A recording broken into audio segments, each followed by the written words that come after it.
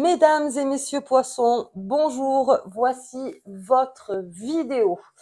Alors, 2024 bien sûr, mais on va beaucoup parler de vous les poissons dans cette vidéo. La tâche n'a pas été facile, vous êtes un des signes pourtant avec lequel j'ai de plus de relations, parce que je connais beaucoup de poissons autour de moi, mais qui est le plus difficile pour moi à cerner. Donc, je vais la jouer bien sûr avec l'étude approfondie du poisson, mais aussi par rapport à ce que je ressens, par rapport au poisson un peu freestyle en fait. Donc c'est une vidéo qui est sans tirage, on va beaucoup parler de vous, je vais vous donner aussi les dates donc clés de l'année 2024, mais voilà, vous pouvez écouter cette vidéo sans la regarder, donc avec un casque ou de loin ou pendant qu'on fait des choses. Voilà, je vais essayer de le mettre en podcast tout ce qui est 2024, mais là c'est entre nous. Alors, pour le poisson, si vous êtes né du 19 février au 20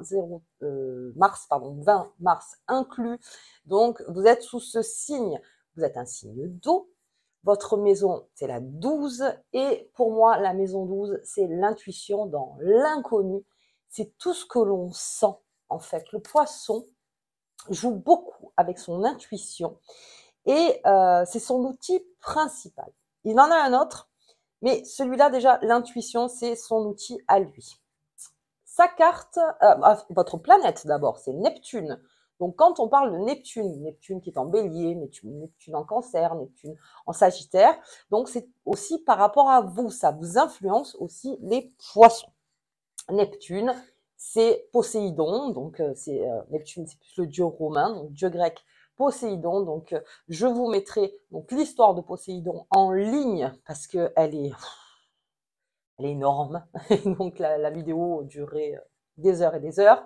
Mais je vais plus vous parler de Médusa pour les poissons. La carte de tarot, c'est la lune. Donc, quand vous voyez la lune, quand je fais le tirage dans le tarot, donc c'est que on est au plus près en fait de votre énergie, les poissons. Donc, toujours à regarder la sensibilité, bien sûr, grande sensibilité les poissons, l'intuition euh, et toute cette part qu'il n'explique pas. Aussi, le poisson acte beaucoup et des fois il ne l'explique pas.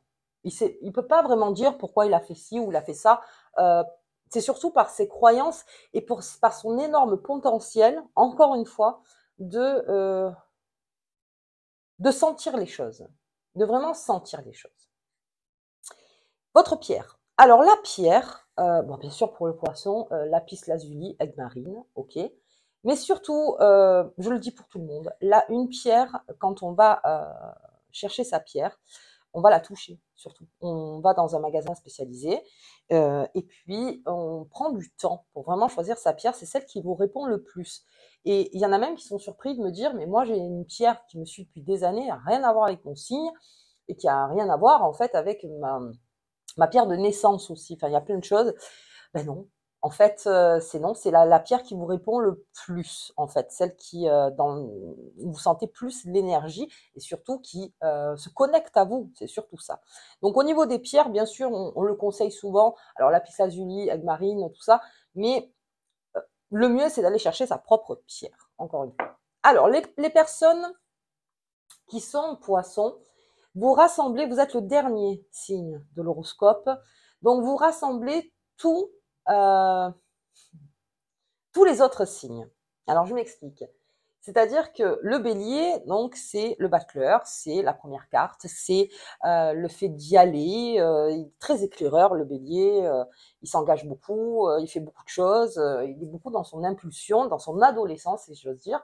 Et le poisson serait donc du coup la personne plus âgée, c'est-à-dire qui renferme déjà beaucoup d'expérience en elle.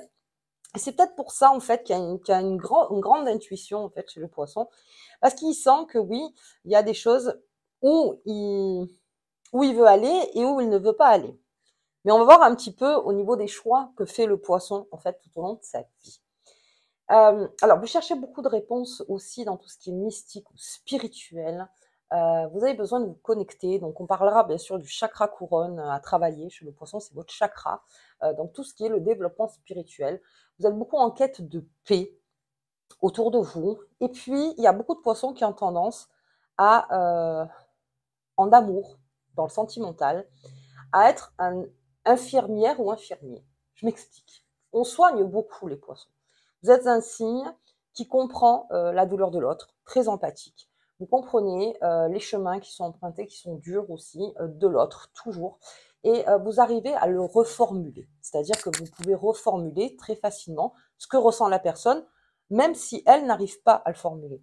Tout simplement. C'est pour ça qu'il y a beaucoup de psychologues en poisson, parce qu'on arrive à bien reformuler ce qu'on ressent. Mais ceci vous amène des fois, si vous ne prenez pas assez de distance, à vraiment créer une fusion avec la personne, parce que la personne en face est comprise et heureuse d'être comprise, parce que c'est vraiment la chose qu'on attend toujours le plus, qu'on soit bien compris. Et donc, du coup, va créer un lien avec les poissons en disant, il a compris, donc il sera à même de mieux me comprendre. Et le poisson, du coup, se sent donc utile dans son empathie, parce que vous avez une empathie légendaire. Donc, c'est vrai que vous vous sentez utile.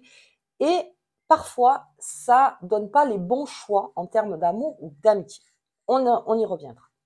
Vous êtes sentimental, vous êtes romantique. Alors attention quand je dis le romantisme. Le romantisme, c'est une grande histoire. Mais c'est pas le romantisme, je regarde un coucher de soleil et je pleure. Vous voyez, ça n'a rien à voir. C'est la façon de faire au quotidien des choses pour faire plaisir à l'autre. C'est vraiment de reconnaître à chaque fois, encore une fois, les désirs et les besoins de l'autre.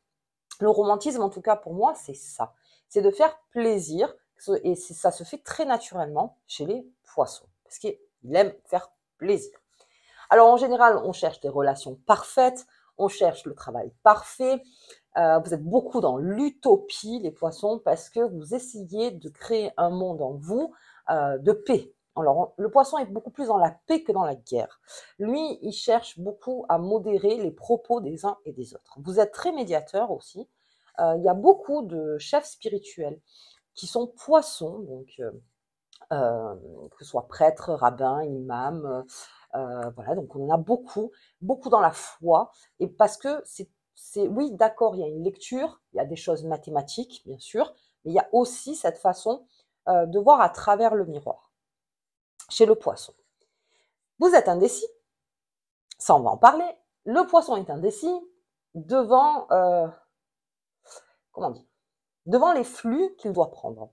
Un poisson peut rester pendant un temps, longtemps même, devant deux choix. Alors, s'il y en a 3, 4, là, on est encore un peu plus dans le temps. Mais vous n'êtes pas du genre à rentrer tout de suite dans le flux, comment dire, mais vous vous laissez quand même aller à l'aventure. C'est là où ça peut créer des couacs. C'est-à-dire que si vous faites face à deux courants, donc on va vraiment le prendre comme l'image dans l'océan, si vous êtes face à deux courants, vous ne savez pas vraiment lequel prendre, mais vous jouez sur votre intuition. Vous prenez un courant. Et comme je vous disais, le poisson est très aventureux. Il fait, il acte, il vit dans toute sa spontanéité, le poisson. Vous êtes très spontané, ce qui d'ailleurs, d'un point de vue d'indécis, vous prenez des fois des décisions spontanées. Voilà, donc je ne sais pas vraiment si c'est ce courant ou ce courant, mais en tout cas, j'en prends un. On va prendre un courant, je ne vais pas rester là à attendre des lustres. Et certains poissons se rendent compte dans le courant que finalement, ils n'ont peut-être pas fait le bon choix. Donc c'est là où on revient en arrière. Mais le poisson, il ne se laisse pas abattre facilement. Parce que vous avez... alors, et là, je vais peser le mot, parce que vraiment, c'est dans sa définition, cette naïveté. Alors, naïveté, ça ne veut pas dire bête, hein, rien à voir. Chaque fois, on dit, ouais, mais naïf, ça veut dire bête. Pas du tout. En fait, le poisson trouvera toujours le positif à terme, parce qu'il peut être dans le négatif pendant un temps, mais il trouve toujours la lumière ou le positif quelque part. Et il continue de vivre surtout. Et ça, c'est la force du poisson. D'où la naïveté. C'est-à-dire, bien sûr qu'on peut s'arrêter là, et puis bon, ben voilà, le monde est pourri, la vie est pourrie, les autres sont pourris, l'amour est pourri. On pourrait s'arrêter là. Maintenant, le poisson, en fait, lui, oui, bon, ben d'accord, allez, je reprends un courant. Vous voyez? Et c'est ça qui fait votre force, en fait. Le poisson, il ne stagne pas. Il ne stagne pas. D'accord, vous êtes indécis, mais quoi qu'il arrive, vous poursuivez l'aventure. quoi qu'il arrive. D'où le chakra couronne. On parle encore. C'est pour ça que quelque part, ça peut être quitte ou double. Dans certains, et c'est là où je vous parlerai donc des personnages que j'ai choisis pour vous. Donc il y en a 3. Vraiment, le poisson, j'ai essayé de bien voir, mais il y en a 3 vraiment qui m'ont parlé dans le signe. Vous avez besoin d'être libre. Alors un poisson, bien sûr, qui crée sa famille, se marie, mais il a besoin de sa liberté. Il a besoin de son souffle. Et c'est vraiment le souffle. Et là aussi, je pèse mes mots. Le poisson a sa bulle bien à lui. Il se rend responsable de ses erreurs s'il sent qu'il les a fait. Il ne les comprend pas toujours. Des fois, il se dit, mais non, c'est juste parce que je pensais que c'était la meilleure façon. Mais il s'en rend compte. Il se rend compte que finalement, à terme, ça peut être une erreur. Donc, il va se responsabiliser et il va continuer son chemin, toujours. Hein. On n'est pas à l'arrêt dans le poisson, on n'est pas du tout à l'arrêt. On continue son chemin. Et c'est là qu'on comprend.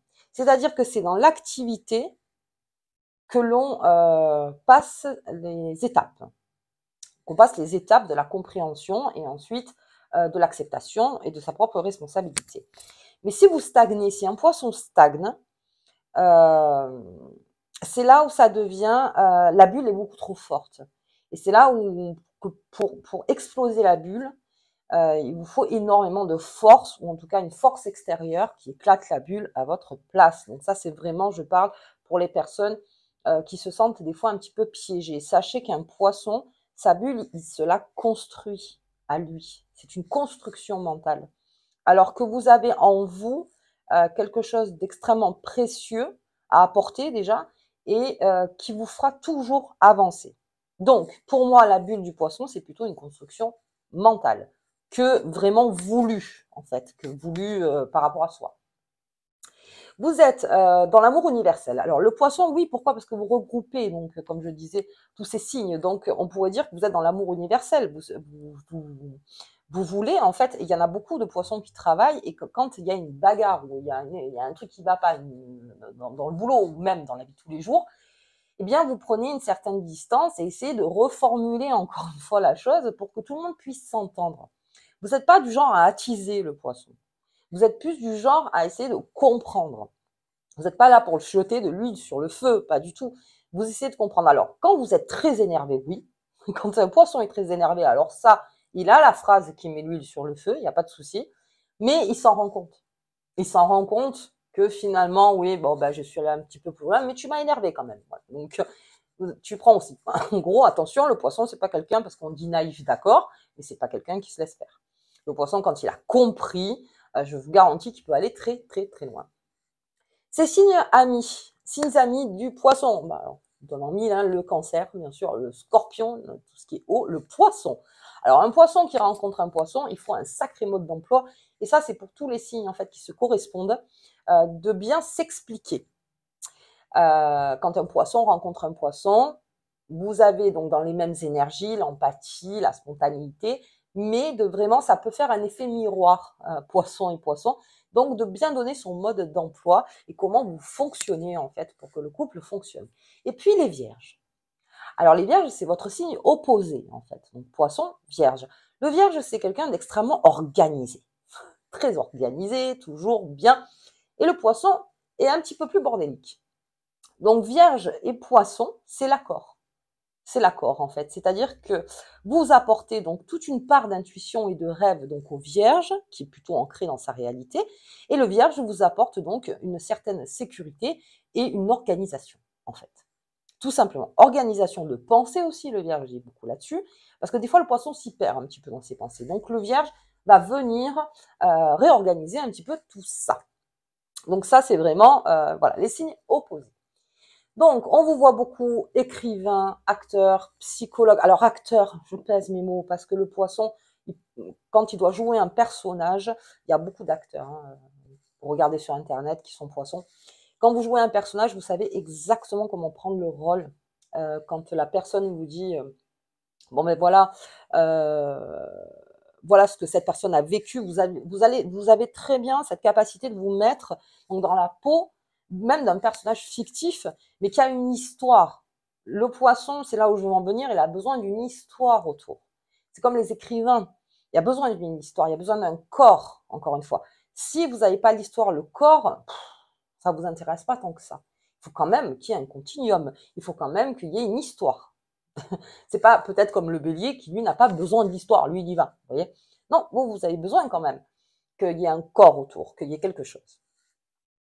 Vous avez une capacité d'analyse des émotions incroyable. Ça, on l'a dit aussi, donc psychologue, bien sûr. Et comme je vous disais aussi, chef spirituel, beaucoup, les poissons. Et ça, c'est l'empathie, la paix, beaucoup pour des poissons où c'est très prononcé. Donc voilà, ça fait partie, en fait, un petit peu de votre signe. On parle du chakra couronne. Chakra couronne, pour le poisson, c'est, alors comme je disais, le développement spirituel en quête de paix et de compréhension entre les êtres. Mais ça va beaucoup plus loin, c'est-à-dire les compréhensions entre les hommes, bien sûr, mais aussi tout ce qui est animal, végétal. Besoin aussi de compréhension, de faire un lien entre les choses pour pouvoir toujours apporter plus une paix que une guerre, en fait, d'être beaucoup plus dans la paix. Alors, c'est un travail qui se travaille chez le poisson longtemps, le chakra couronne, donc il y en a, le savent par rapport à leur signe. Ça vous aide à ne pas tomber dans une dépression, à toujours trouver la lumière, à éviter le doute, parce que Neptune, c'est quand même la planète du doute aussi. Donc là aussi, pour éviter d'être dans le doute, je vous invite à travailler votre chakra couronne un maximum, et surtout la méditation, les poissons, parce que vous êtes très méditatifs, et il y a une grande spiritualité, donc en vous. Pour les personnages que j'ai choisis, il y en a 3. Donc, il y a Albert Einstein, poisson, Rihanna, rien à voir, mais poisson, mais vous verrez qu'il va avoir. Et la troisième, c'est Médusa. Médusa, c'est la mythologie grecque. Donc ça, je vous en parlerai un petit peu plus tard. Albert Einstein et Rihanna, le point commun, en fait, il y en a qui vont dire, mais n'importe quoi. Je vais commencer par Rihanna. Rihanna, elle a commencé, si vous la voyez, elle est très naturelle. C'est vraiment une nana qui arrive, qui est naturelle, et qui n'est pas comme ces pop stars au départ, qui étaient complètement faites en carton, machin, non, non. On la voit, elle dit ce qu'elle veut, elle dit ce qu'elle pense quand elle le pense, elle suit des aventures, elle est partie dans toutes les aventures qu'on lui a proposées, et puis elle s'est perdue. Elle s'est complètement perdue, Rihanna. À un moment donné, ça a été très dur pour elle. Elle a fait confiance, encore une fois, elle a compris par un de ses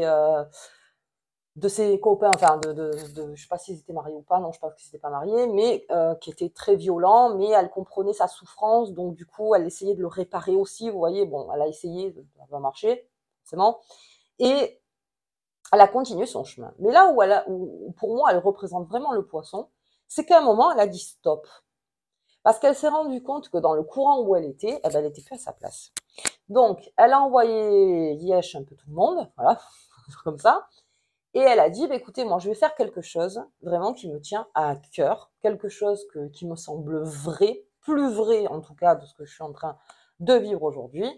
Et elle est partie complètement autre part dans le maquillage. Ok, et ça a explosé les records dans son maquillage parce qu'en plus, c'était la première, je crois, qui avait mis en place donc pour tous les types de peau, donc vraiment tous les fonds de teint pour vraiment tous les types de peau. Il y en avait. Et après, il y a d'autres marques qui ont suivi le mouvement. Ils ont vu que ça marchait tellement bien. Donc, je crois que c'est Fenty Beauty.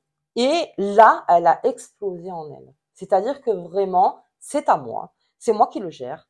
C'est moi qui fais ce qu'il veut avec. Je suis maintenant bien conseillée parce qu'elle était très mal conseillée sur certains points. Et là, enfin, elle se faisait bien conseiller. Et puis, elle s'est mise en patronne. Mais on voit que elle continue dans sa nature. C'est-à-dire qu'elle est naturelle.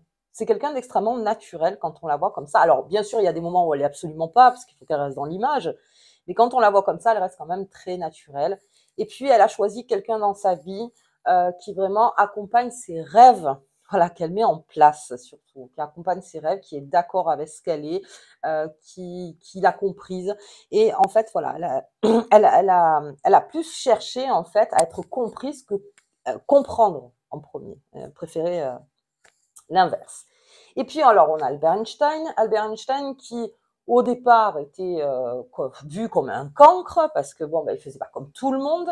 C'était vraiment celui que bon, bah, c'est bon, tu bête, hein, je veux dire, à nous dire des trucs comme ça, mais ça ne l'a jamais ralenti. Albert Einstein, il a continué, il avait une croyance en lui qui l'a poussé, il a fait ensuite des hautes études, il est parti, donc, après il y a la théorie de la relativité, enfin il y a plein de choses, mais il y a quelque chose où Albert Einstein a révélé quelque chose d'assez incroyable, donc dans le monde scientifique, et il cherchait encore. Il cherchait encore, et il était très content de sa création, c'est-à-dire de sa création, en tout cas d'avoir mis ça sur papier et de pouvoir l'expliquer, mais il a fait une erreur. Albert Einstein, pour lui, en tout cas, a fait une grosse erreur, et il s'en est voulu. Alors, certains disent tout au long de sa vie, d'autres disent qu'il a essayé de se pardonner et que finalement il l'a fait parce que il pensait que il pensait pas à mal en fait. C'est ça, en fait, le poisson, c'est pour essayer d'unifier en disant bon ben écoute, attention parce que le voisin va t'attaquer, donc sois plus en défense. Sauf que le voisin, qu'est-ce qu'il a fait? Il a attaqué aussi. Donc comme ça au moins c'était réglé, voilà. Donc non, il s'est trompé, il pensait plus qu'il allait se mettre en mode défense, et non, ça a créé une belle guerre, enfin une grosse guerre, quoi. Voilà, un truc où à un moment donné c'était trop. Donc je vous invite à regarder l'histoire, mais il s'en est voulu, et parce que lui avait découvert quelque chose de très puissant, de très avait compris des choses aussi, peut-être que d'autres comprenaient pas, et finalement s'est rendu fautif peut-être de quelque chose, et l'a très très mal vécu jusqu'à la fin de sa vie. Alors c'est pour ça qu'un poisson, pour moi, ne devrait jamais vraiment prendre position. Le poisson, il vit dans son, comment dire, dans ses courants, il aime l'aventure. Des fois, il vit des aventures malgré lui, mais c'est cette recherche de lumière, vous savez, c'est un petit peu comme cet enfant qui voit la lumière et qui continue, qui continue, qui continue. Malgré tout ce qui y arrive, il y a toujours la lumière qui est là et qui continue sur ce chemin, tout le temps, tout le temps, tout le temps. Et puis, je voulais parler de Médusa. Alors, Médusa, destin tragique, bien sûr, mais surtout, Athéna a eu une grande jalousie envers Médusa, donc je vous invite à regarder l'histoire aussi, et s'est rendu compte que finalement c'était son amie la plus fidèle. Donc il a fallu passer par un chaos chez Médusa pour que Athéna se rende compte que finalement c'était c'était l'amie la plus fidèle. Et là aussi, donc au niveau des amitiés, les poissons, quand vous êtes amis, c'est difficile de vous faire retourner en arrière. Vous avez ce sens de l'honneur en amitié, certains poissons, parce que les courants que vous avez passés avec d'autres signes ou avec d'autres personnes, eh bien, vous vous en rappelez. Vous vous rappelez toujours du chemin. Toujours du chemin, et qui était à vos côtés. C'est très important pour vous, ça, les poissons. Et vous êtes très redevable, enfin, redevable. Vous ne devriez pas vous sentir redevable, parce que ça devrait être quelque chose de naturel, mais en tout cas, vous essayez, vous, par votre puissance, encore une fois, d'éclairer encore plus l'autre, en fait, en le remerciant comme ça, en lui disant tu m'as aidé, tu as été là, et vous remerciez. Toujours ce petit bémol en disant attention de ne pas faire le sauveur. C'est surtout que je voulais dire sur les poissons, de vouloir sauver la terre entière. Il y en a beaucoup. Non, on peut pas. Voilà, on peut pas. On peut se sauver soi-même déjà, c'est pas mal, c'est déjà pas mal. Donc, comme je disais pour Rihanna, c'est-à-dire elle l'a complètement mis son énergie envers elle et arrêté de vouloir sauver tout le monde autour. C'est plutôt sauver elle. Et en sachant que les poissons, plus vous êtes dans votre intuition, plus vous faites. Alors oui, des fois ça paraît naïf, maladroit, ou ce que tu veux, ou n'importe, mais en tout cas, vous faites votre chemin. Et c'est là où c'est important et que vous avez une expérience acquise ensuite assez grande. Un poisson, en vieillissant, il se rend compte que derrière lui, il a fait beaucoup de chemin. Et que oui, il a fait des erreurs, mais il va pas s'en mettre, voilà, en disant, mon Dieu, c'est terrible, la grande culpabilité en permanence.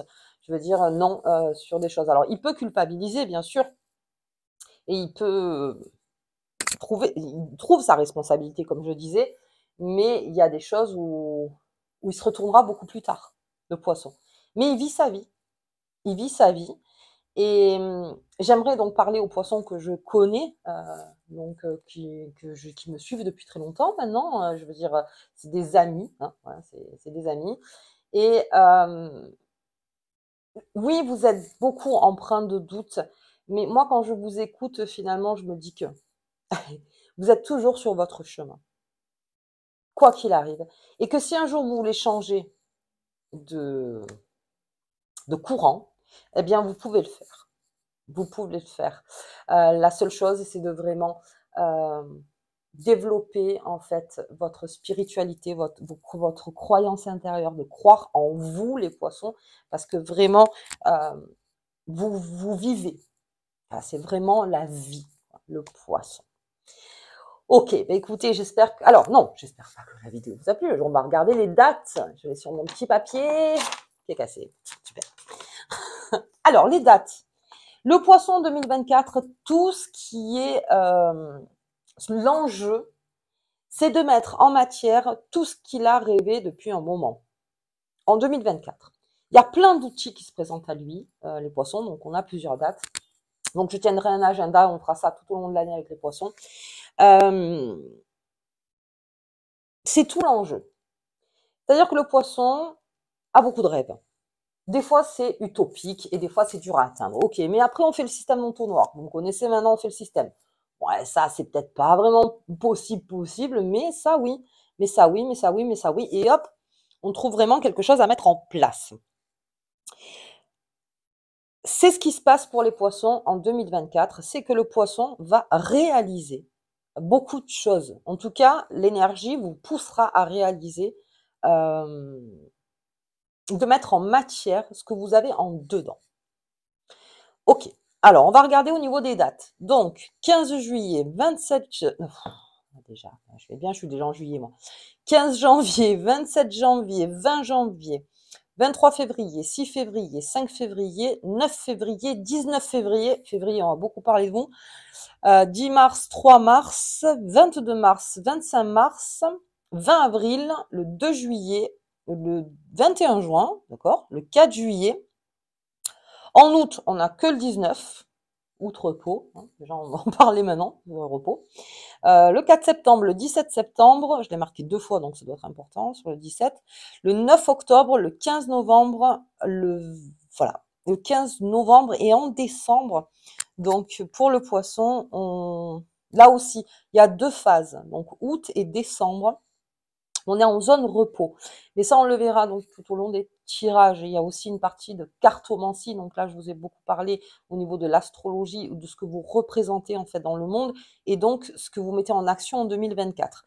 Donc là, on va bien sûr après faire les tirages ensemble. Alors, sachant que je le marque toujours en bas des vidéos. Mais ce que je suis en train de dire là, c'est une vidéo, elle va durer, la durée hein, pour les poissons, donc ça va durer à peu près 30 minutes.